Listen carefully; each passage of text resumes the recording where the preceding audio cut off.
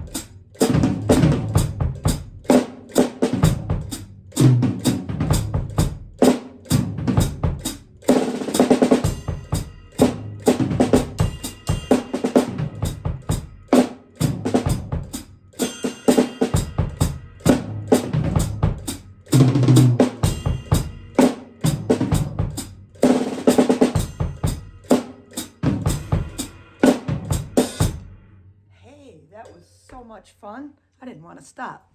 Okay, so what are we doing? Here's a little old school. Okay, I'm just starting this idea, okay? Before you know it, the whole page will be full with music. But for those of you that like music, we can do this, okay? Now, this was taken from a Genesis song, Distant Fading Lights, okay? I get together with a keyboard player, my best friend in the whole world. We just click. We were in high school band together. He played timpani. I was over always on the snare drum and playing drum set and stuff. But my friend Larry, who again I dearly love, played timpani, and he was always hiding behind the music stand and making faces at us, and we'd be cracking up, and the director'd get ticked off. But you know, it was all good because the director knew what we were doing, and he kind of put up with us, and we tried not to overstep too many boundaries. Okay, typical kids. Okay, so a bunch of different ways to play this. Okay, yeah, why would I stay crossed and play that, right? You know, and the one time I purposely tried, you know, to get up to that high tom, maybe on the of 4 there, you know, just to kind of demonstrate, like, man, that's close. Plus, I tend to have my hi-hat a little bit lower when I play. I have injuries. I've got 2 herniated discs in my lower neck and 2 in my lower back, okay?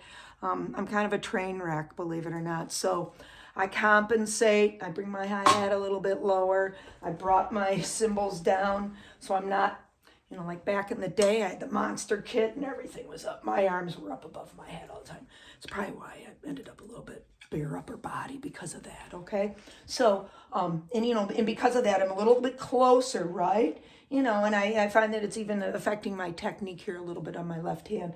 I'm maybe not as, you know, a shaking hands position, you know, as I should be, kind of, you know, when we do the lefty stuff, you know, right? I'm ancient. Okay. All right. So we can do that all as, you know, crossing over. So let's go through the basic beat for you. Okay. We start off with, and I'm going to play it open now. Okay. Because I think this is the more logical way to play it. All right. And I'll demonstrate that and I'll stop and talk about it. Okay. I'm good at blabbing. 1 E and 2 and 3 E, 4 So our count is 1 E and 2 and 3 E, 4 1 E and 2 and 3 E, 4 and when I'm doing that that's where we're doing a doubling to the floor tom, okay, in case you weren't sure on the counting there, okay? So 1 E and 2 and 1 E and 2 and, so maybe just get that much, right?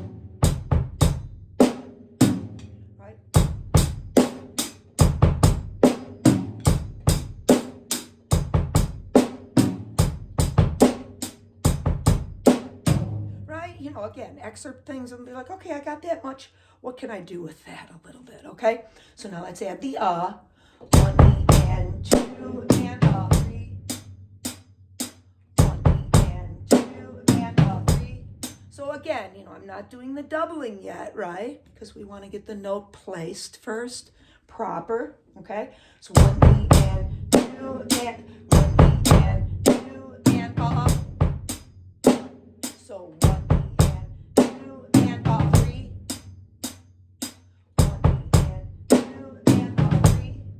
so again, you're gonna work in then that, no, if that's hard for you, just kind of go like, and you're gonna have a bass note on 3.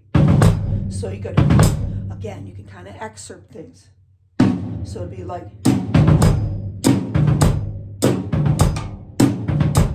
right?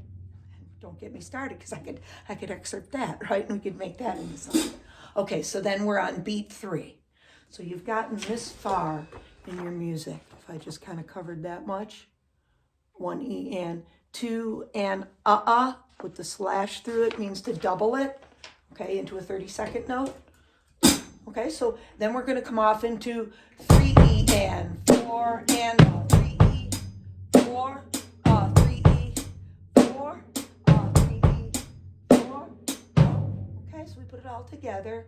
1 E and 2 and 3 E and 4 and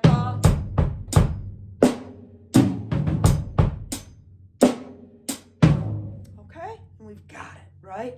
Kind of nice. We could do it over here up to the high right cymbal. Right,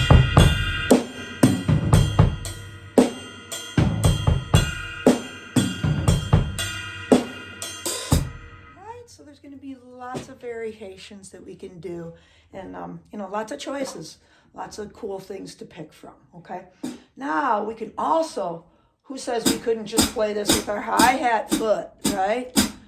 Develop the left side of your body. Strengthen that left. It'll set you apart from the crowd of drummers for sure. Okay. Also nice embellishments all the time when you use your standard sticking. Lots of E's and U's end up on that left side, right? And this is where the grooves start to really come to life. Okay. Okay, so what would happen if I just, how about if I play it like that, right? And then I think I was kind of playing with it in the beginning, just kind of like throwing different things into it, okay? So who says you have to be super strict with any of this? We could throw sticks, twirl sticks as we're playing, right? So maybe something like, okay, so,